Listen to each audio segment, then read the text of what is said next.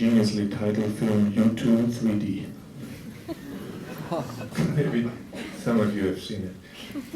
It was a precursor to the whole 3D thing.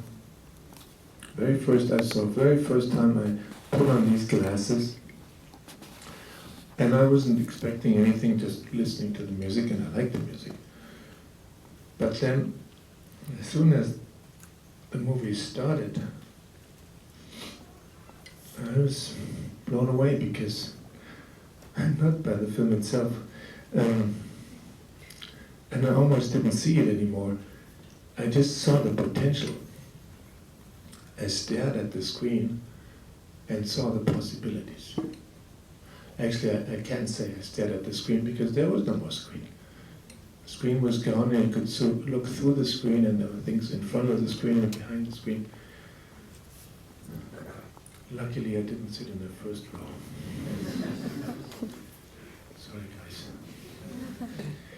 So I realized that was the answer. 20 years of questioning and of hesitating, there was out of a sudden, for the first time, an answer what to do with cameras. And there was a new tool.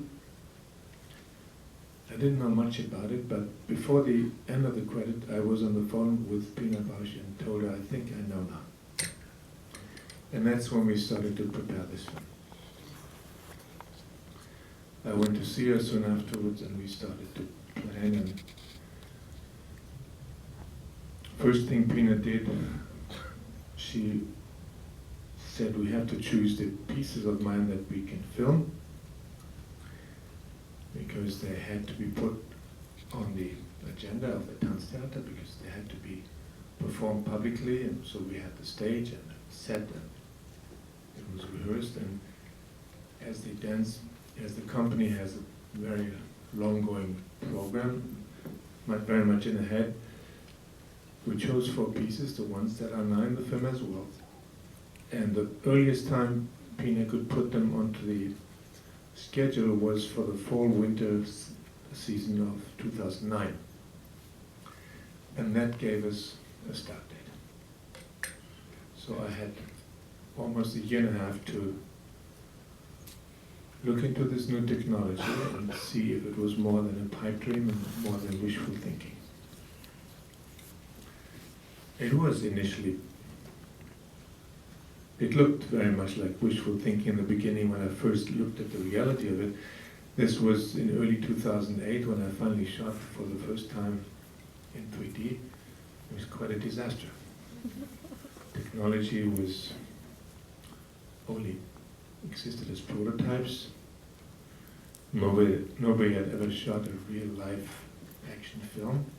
The only films I knew were animation films, and the very first action blockbusters that came out.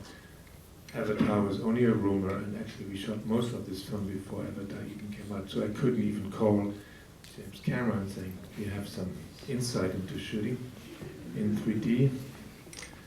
Well, I didn't have his number in the first place. I just have to tell you where we started. This first test felt a little bit like the brothers Lumiere. We broke out these cameras into the street of Paris and just shot in front of his door in the street. And because eventually we're going to film dance, I had my assistant run in circles in front of the cameras. There was nobody who could dance in any way. At least he could run around. He was making big arm movements and running. And then we went back inside and rendered the whole stuff and calculated, and a few hours later we were able to see it on the screen. And what a disaster that was. The space was there, and the depth was there, beautiful, everything I expected. But the unforeseen disaster was that my assistant was a 4-armed Indian goddess. And he had multiple legs. 3D couldn't handle movement. Every fast movement was jerky and horrifying. Couldn't possibly film dance this way. couldn't possibly even mention this to Pina, or let alone show it. So we worked for a year. We had our work cut out for about a year, and after a year we were ready to finally show her. Completely new territory for all of us. Alain knew the technology, and he not only knew the technology of 3D, it was a great advantage that he was very interested in the physiology of the XFC. So we really got involved heavily in what our eyes do, and we really studied it for a long time in order to understand better what two cameras can do that substitute two eyes. So we tried to be physiologically correct as much as possible. But then you had to still learn a lot about how to move your cameras, and I had to learn these pieces, Pina's pieces, by heart, really, every second.